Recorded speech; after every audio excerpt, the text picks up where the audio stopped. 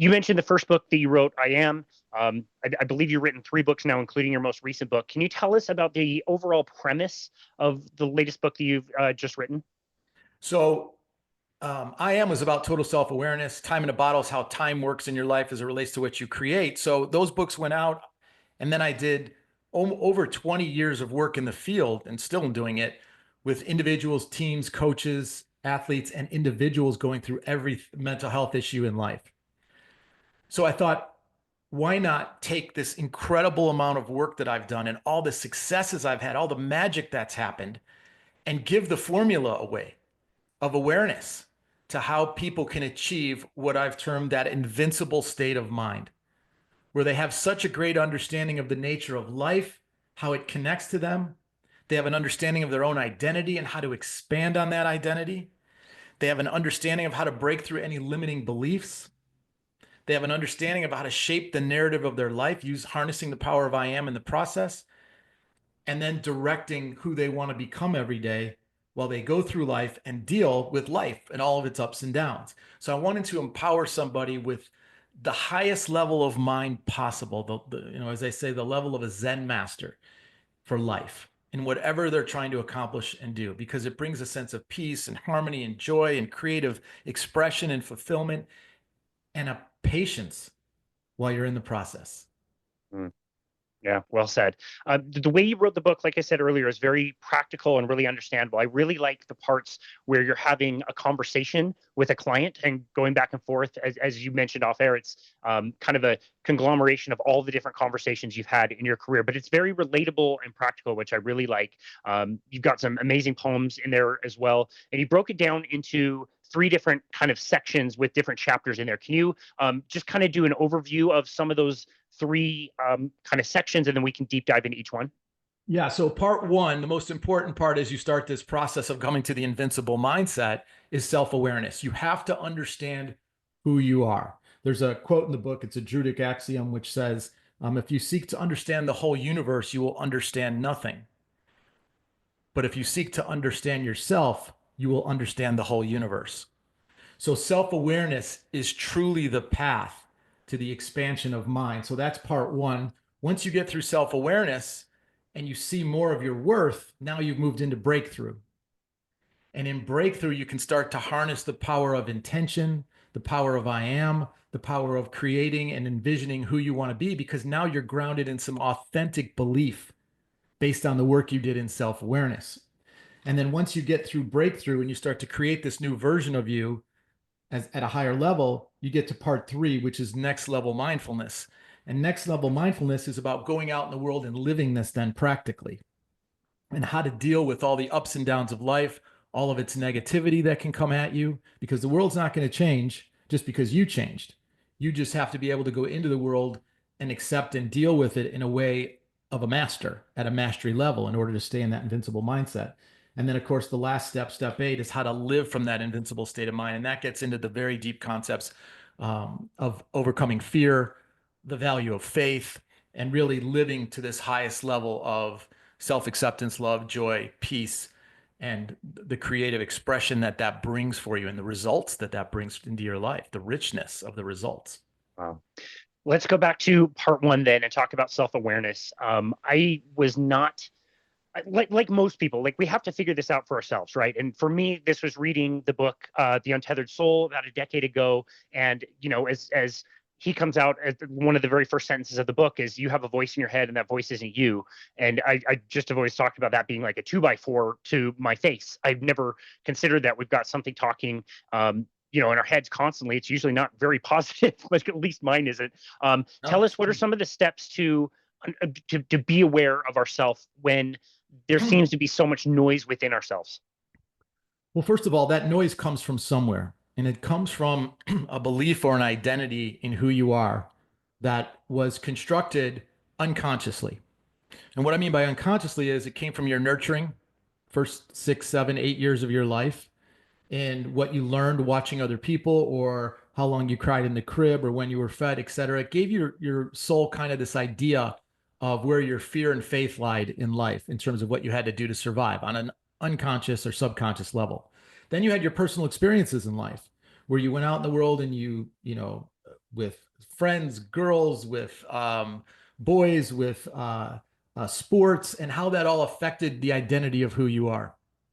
And then there's a real sneaky part of this, which is genetics, which carries some of our social expression and ways of dealing with the world and thinking, because it's not just eye color, hair color, and skin color that come through genetics from hundreds of years past. And this forms an identity.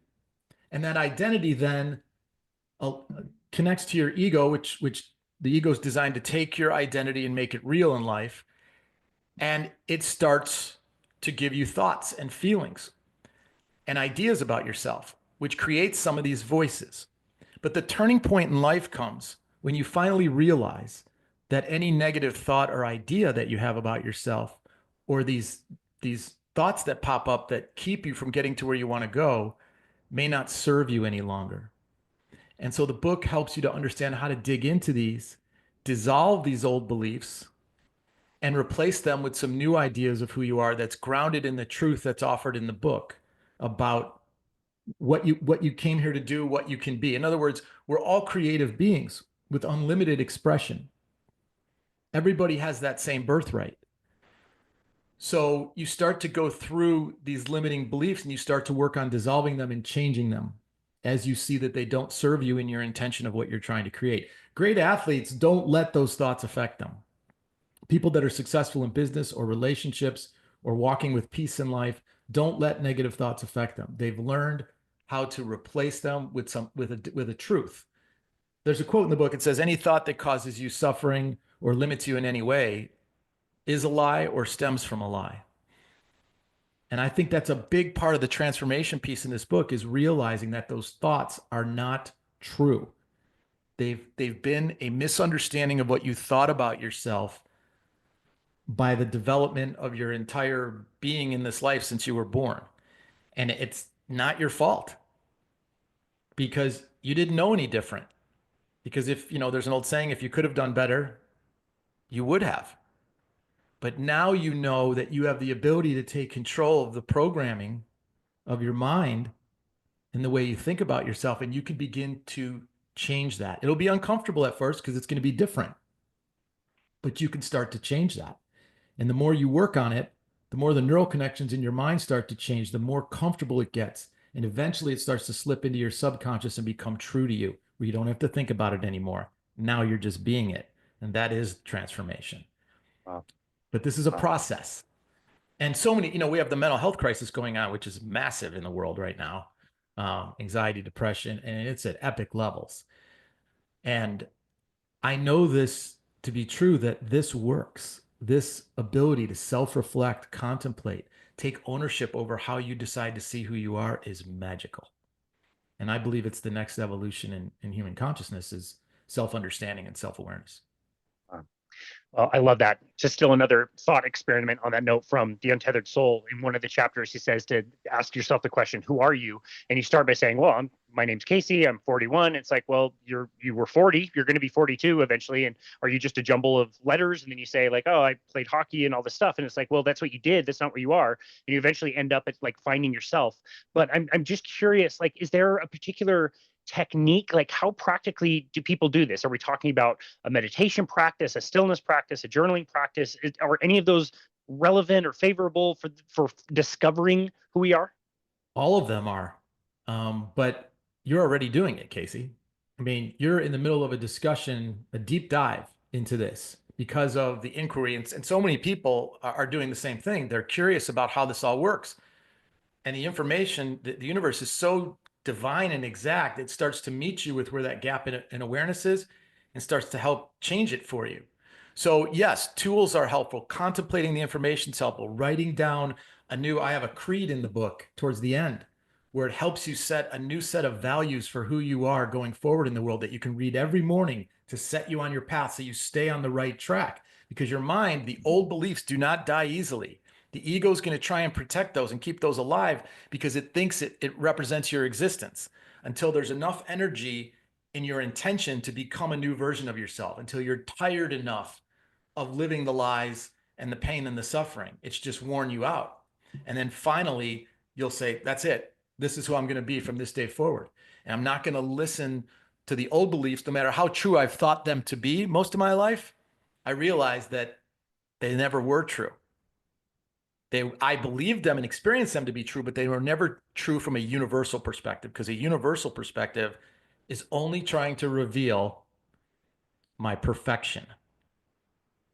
And I know that's a huge concept to offer, but that is the journey we're all on, to see the perfection of our moment by moment learning and unfolding. We are all doing the best we can at each moment. That doesn't mean we don't have to go through stuff, deal with karma, deal with consequence, but we are all acting in each moment out of the best of our ability. And the more we have information like this or other work out in the world like this to help us understand more of the truth of who we are and who we can be, the more it's going to help us transform and change.